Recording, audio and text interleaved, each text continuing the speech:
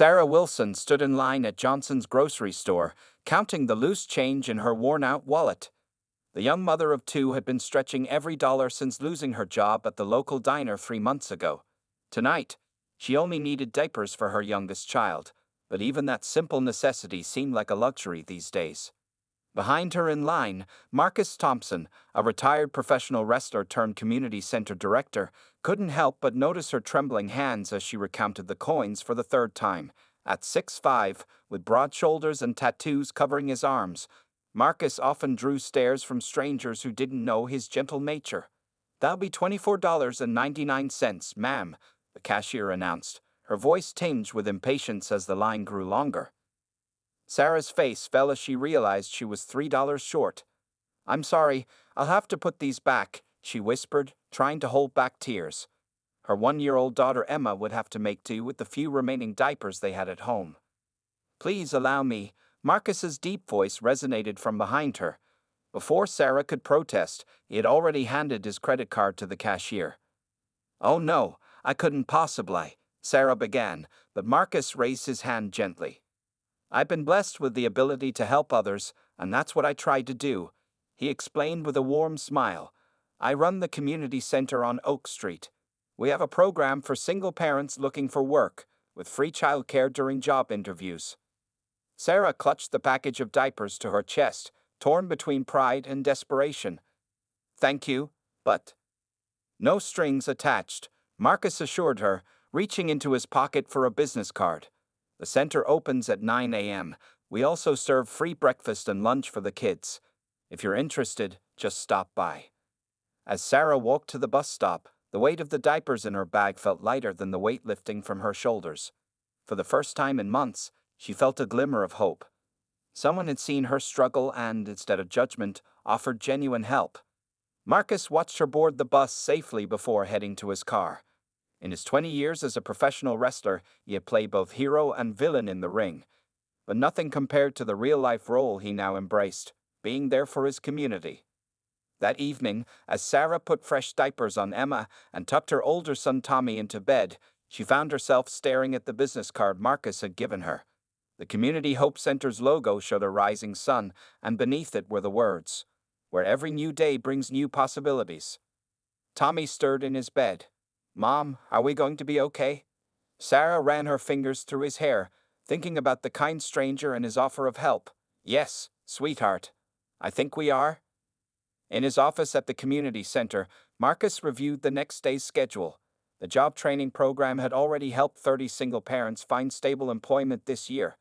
As he prepared to head home, his phone buzzed with a text from his wife. "Did you remember to buy milk?" Marcus chuckled, realizing he'd completely forgotten his own shopping list after helping Sarah.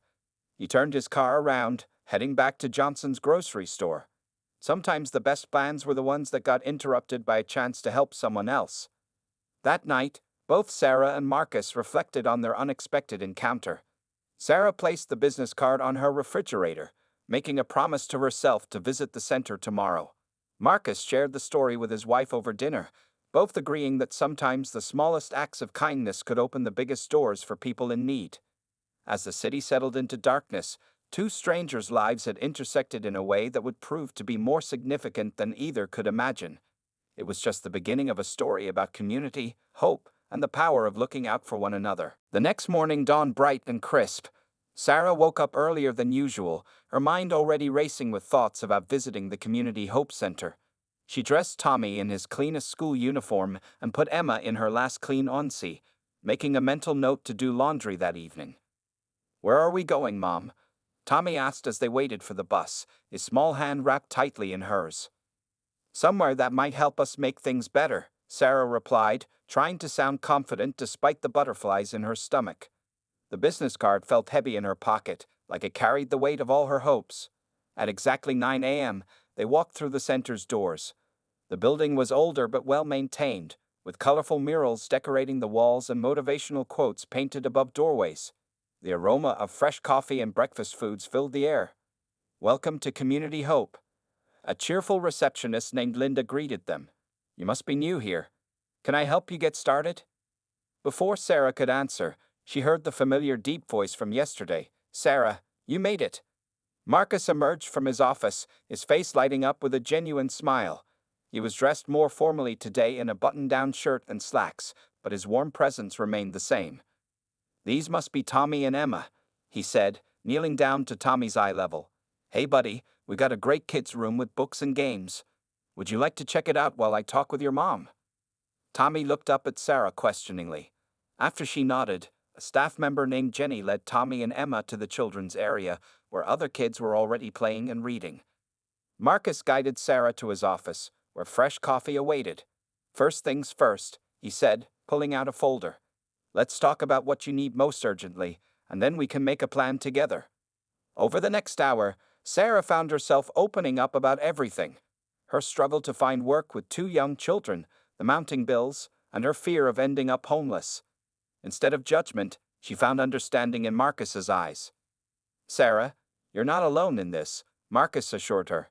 "We have partnerships with family-friendly employers, a resume workshop starting next week, and emergency assistance for essential needs like diapers and groceries."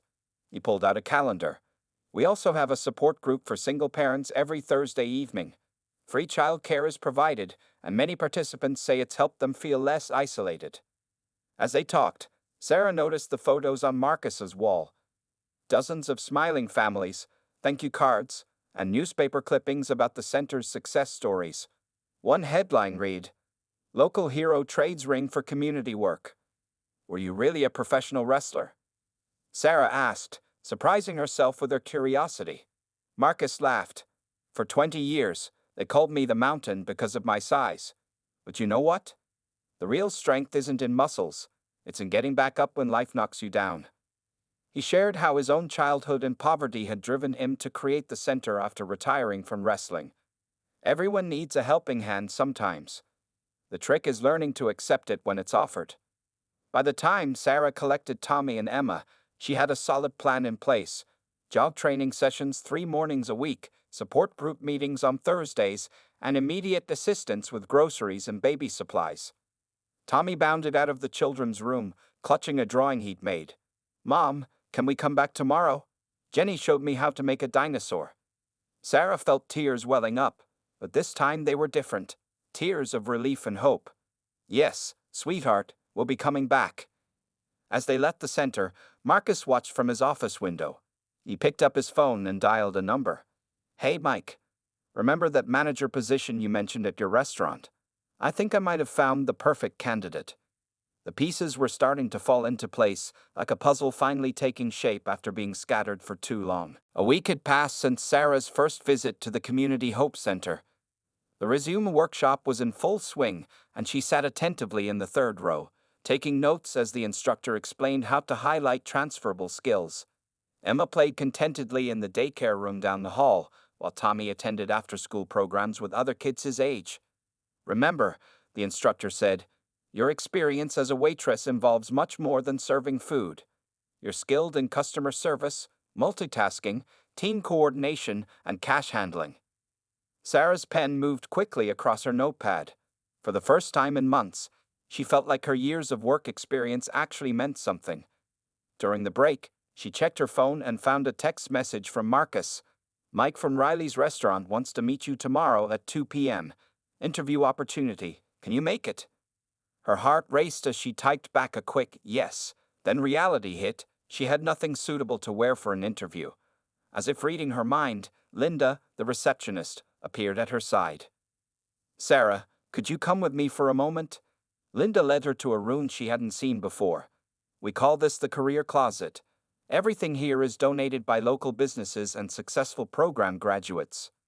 The room was filled with professional clothing, all neatly organized by size and type. "Pick out whatever you need for tomorrow," Linda smiled. "Consider it an investment in your future."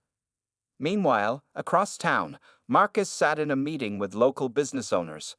"The talent is out there," he explained passionately. "What these parents need is an opportunity and some flexibility. Sarah, for instance, has 5 years of restaurant experience and a work ethic that won't quit." Mike, the owner of Riley's restaurant, nodded thoughtfully. "If she's half as good as you say, Marcus, I need her on my team. We've been short-staffed for months, and I like the idea of helping someone get back on their feet." That evening, Sarah stood in front of her bathroom mirror, trying on her borrowed outfit, a classic black blazer and matching pants. Tommy watched from the doorway, his eyes wide. "Mom, you look like those ladies on TV who run companies," he said proudly. Sarah smoothed down the blazer, barely recognizing herself. The woman in the mirror looked confident, professional, and ready to take on the world. She thought back to that night at the grocery store, counting change for diapers. Had it really been only a week? The next morning, Sarah attended the parenting support group before her interview. The circle of chairs was filled with others who understood her struggles. A mother of 3 shared how she'd recently been promoted at her new job. Another talked about finally being able to move out of her parents' house. Sometimes, the group facilitator said, accepting help isn't about admitting defeat, it's about gathering the resources you need to succeed. As Sarah listened to their stories, she felt her interview anxiety beginning to fade. These people had been where she was, and they'd made it through. She could too. After the meeting, Marcus caught up with her in the hallway, ready for the big interview. "I think I am," Sarah replied, realizing she actually meant it. "Thank you, Marcus, for everything." He shook his head. "You're doing all the hard work. I'm just opening a few doors. The rest is up to you." Just then, Emma's laugh echoed from the daycare room, followed by Tommy's voice reading a story to the younger children. The sound of her children happy and safe filled Sarah with determination. Marcus watched Sarah straighten her shoulders and check her reflection one last time in the window. He remembered his own mother, who had worked 3 jobs to keep food on the table. Every person who walked through the center's doors reminded him of her determination. As Sarah gathered her interview materials and prepared to leave, the entire center seemed to be cheering her on silently. The morning sun streamed through the windows, casting long shadows behind her, shadows that looked remarkably like wings. Riley's restaurant stood proudly on Main Street, its red brick exterior and large windows giving it an inviting appearance. Sarah arrived 20 minutes early for her interview, her borrowed portfolio clutched tightly in her hands. Through the windows, she could see the busy lunch crowd enjoying their meals. Taking a deep breath, she pushed open the door. The hostess greeted her with a warm smile. "You must be Sarah. Mike's expecting you. Please follow me." The restaurant had a comfortable, family-friendly atmosphere. As they walked through the dining area, Sarah noticed the efficient way the servers moved, the clean tables, and the happy customers. She could picture herself working here. Mike emerged from his office with an outstretched hand. He was younger than she expected, probably in his mid-30s, with kind eyes and a genuine smile. "Sarah, Marcus has told me great things about you. Please come in." His office was small but organized, with framed reviews on the walls and a family photo on his desk. "I started as a dishwasher here 15 years ago," he said, following her gaze to the reviews. "The previous owner gave me a chance when nobody else would. Now that I own the place, I believe in paying that forward." The interview flowed naturally as they discussed her experience, her understanding of customer service, and her ability to handle busy shifts. Sarah found herself sharing stories from her years of waitressing, surprised by how much knowledge she had accumulated. "The thing is," Mike said, leaning forward, "we're not just looking for a server. We need a shift supervisor for our evening team, someone who can train new staff, handle customer concerns, and maintain our standards of service." Sarah's heart skipped a beat.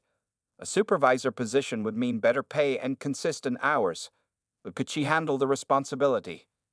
As if reading her thoughts, Mike continued, "Marcus mentioned you're a single mom. We offer flexible scheduling and health benefits after 3 months. We're also happy to work around your ongoing training at the community center." They discussed specific duties, expectations, and the training period. By the end of the interview, Sarah felt a growing excitement she hadn't experienced in years. "One last thing," Mike said, standing up. "Would you like a tour of the kitchen? You'd be working closely with our team there." The kitchen was a hive of activity, but Sarah noticed the staff worked with practiced precision. The head chef, Maria, posed her work to shake Sarah's hand. "We're like family here," Maria explained. "We look out for each other." Back at the community center, Marcus was helping Tommy with his homework when Sarah burst through the doors. One look at her face told him everything he needed to know. "I got the job," she exclaimed, her eyes shining. "Not just as a server. They want me to train as a shift supervisor. The news spread quickly through the center. Linda rushed over with a hug, and Jenny brought Emma from the daycare room. Even the other parents from the support group came to congratulate her. When do you start? Marcus asked, grinning broadly. Next Monday. They're even giving me 2 uniforms to start with. Sarah knelt down to hug Tommy, who had been watching the excitement with wide eyes. Things are going to be better now, baby. We're going to be okay. That evening, as Sarah tucked her children into bed, she found a small envelope in her borrowed blazer pocket. Inside was a note from Marcus. Success isn't just about reaching your goals. It's about helping others reach theirs too. You're going to be an amazing supervisor. Proud of you. Sarah pinned the note to her refrigerator, right next to Tommy's latest drawing. In it, he had depicted their family standing in front of Riley's restaurant, with the Community Hope Center's Rising Sun logo shining above them. The pieces of their new life were falling into place, one blessed step at a time. Sarah's first week at Riley's restaurant passed in a whirlwind of activity. Each morning, she dropped Tommy and Emma at the community center's daycare before heading to work. The center had extended their childcare hours specifically to accommodate parents with evening shifts, another example of Marcus's commitment to helping families succeed. On her 5th day, Sarah faced her first real challenge as a trainee supervisor. The restaurant was packed, 2 servers had called in sick, and a large party had arrived without a reservation. What should we do? Asked Amy, a newer server who looked overwhelmed by the chaos. Sarah took a deep breath, remembering her years of experience. First, let's rearrange tables 4 and 6 to accommodate the large party. I'll help you handle your current tables while we do it. Working together, they quickly reorganized the dining room. Sarah then called Mike, who approved her request to bring in Jenny from the community center. She had mentioned being a former server and wanting extra work. You're handling this like a pro, Mike observed, watching Sarah coordinate between the kitchen and dining room. Marcus was right about you. By the end of the shift, the crisis had turned into a triumph. The large party left a generous tip, complimenting the service, and the kitchen had maintained their usual high standards despite the rush. Maria, the head chef, caught Sarah as she was collecting her things to leave. You remind me of myself 10 years ago, she said, her eyes twinkling. Single mom, determined to make it work. Now my daughter's in college. Keep going, chica, you got what it takes. At home that night, Sarah found herself doing something she hadn't done in months, making plans for the future.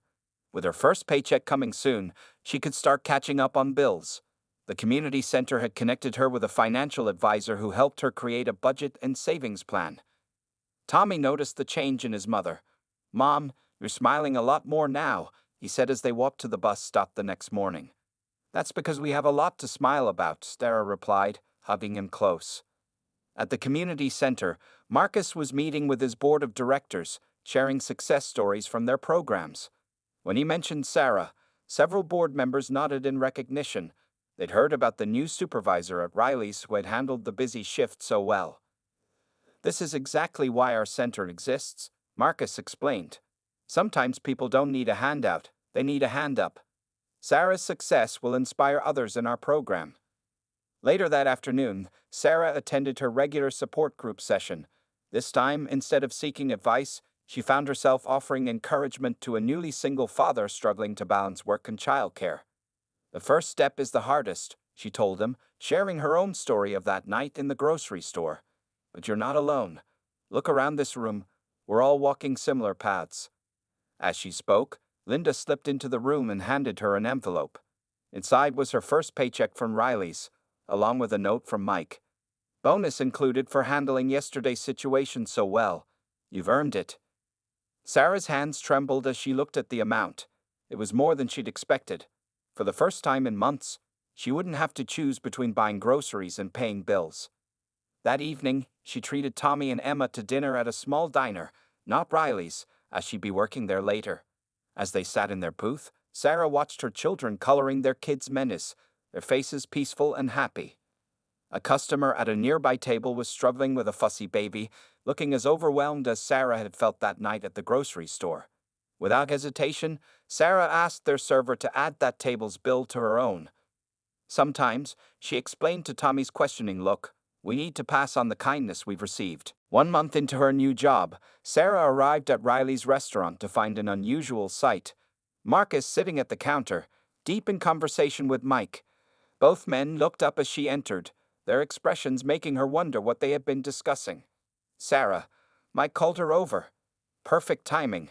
We need your input on something exciting." As she approached, Marcus pulled out a folder filled with blueprints and documents. "Remember that empty storefront next to the community center? The board just approved its purchase. We're planning to open a cafe that will serve as a training ground for our program participants." Mike jumped in, "And we want you to help set it up and train the new staff. You've proven yourself here faster than anyone expected." Sarah sat down, her mind spinning with the implications. "But I've only been here a month." "A month in which you've already trained 3 new servers, handled multiple crisis situations, and improved our evening shift efficiency by 20%, Mike pointed out. "Maria says the kitchen staff has never worked better with the front of house." Marcus smiled at her stunned expression. "The cafe would be a partnership between Riley's and the community center. Mike will oversee the business side, but we need someone who understands both the restaurant industry and the challenges our program participants face.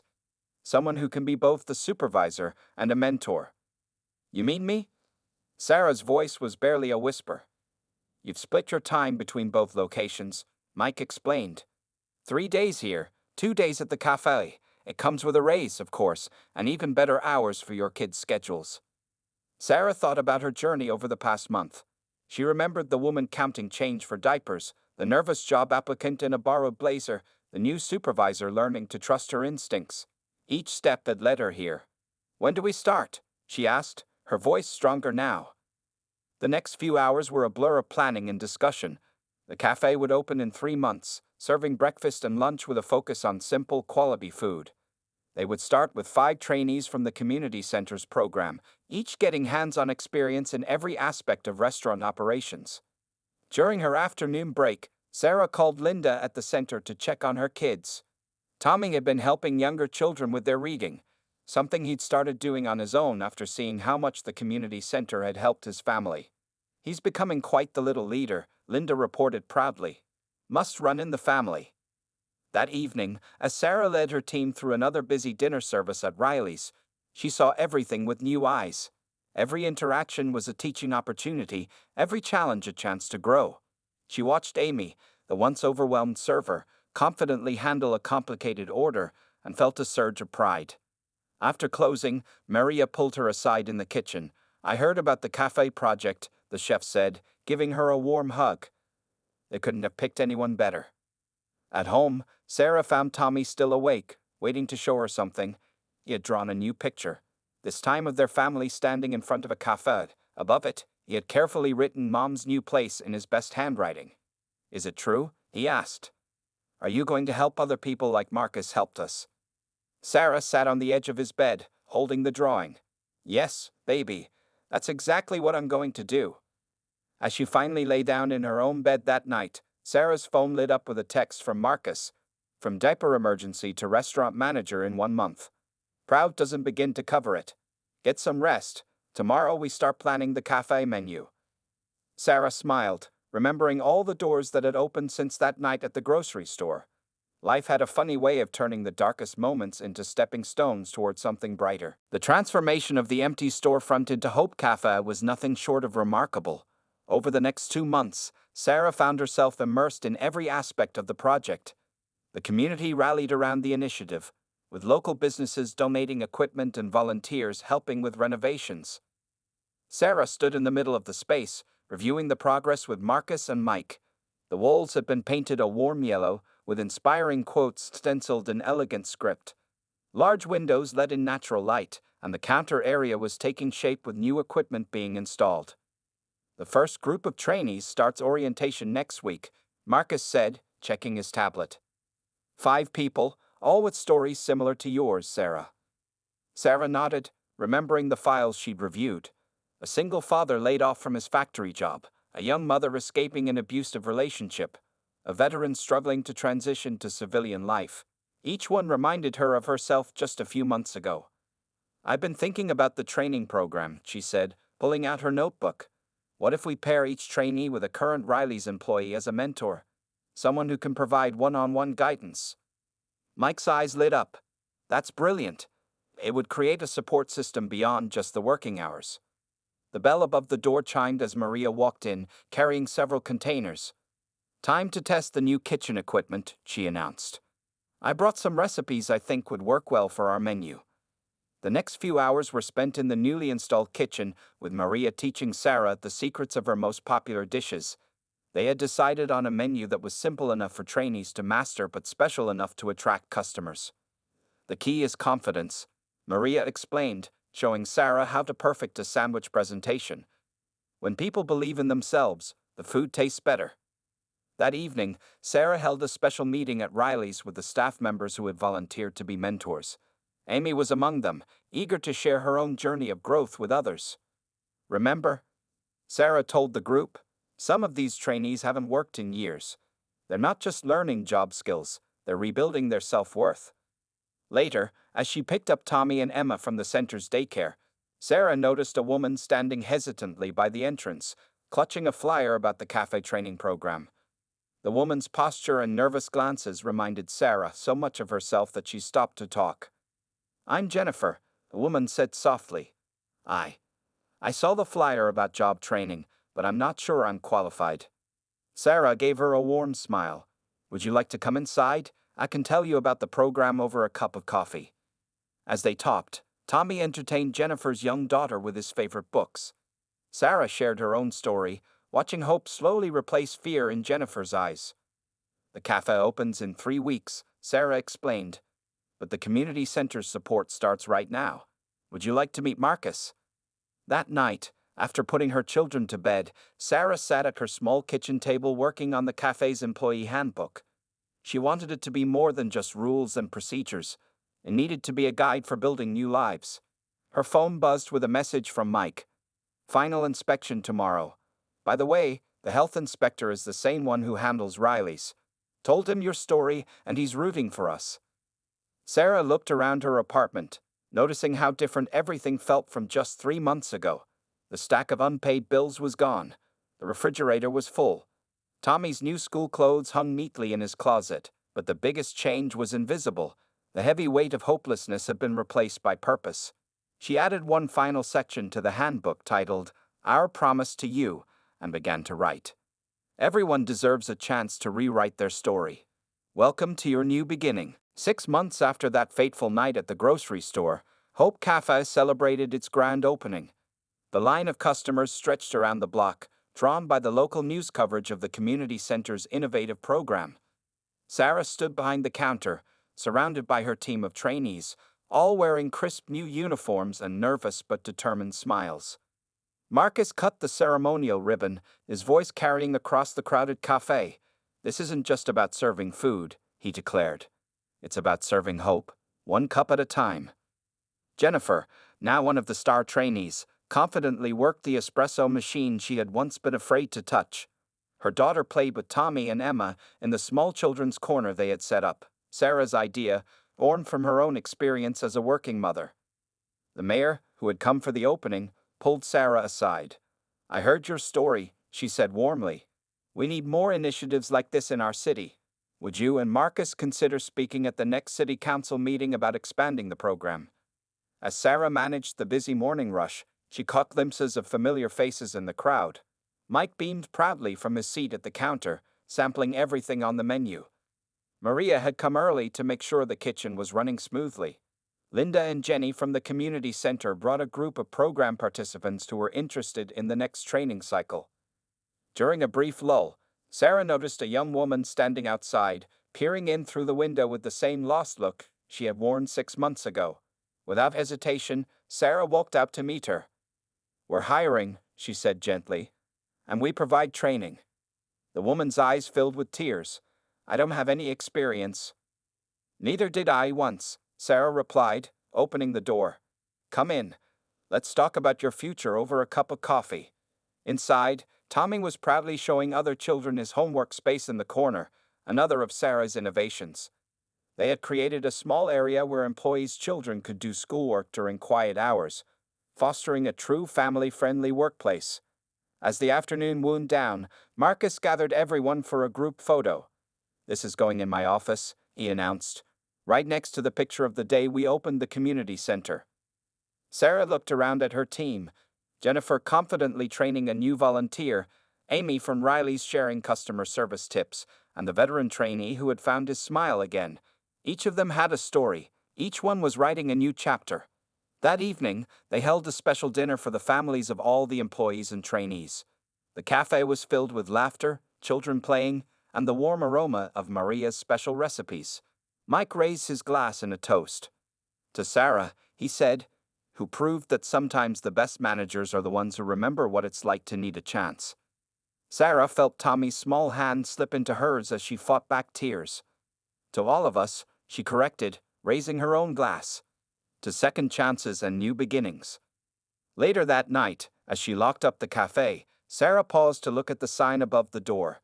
Below Hope Cafe was their motto, where every cup is filled with possibility.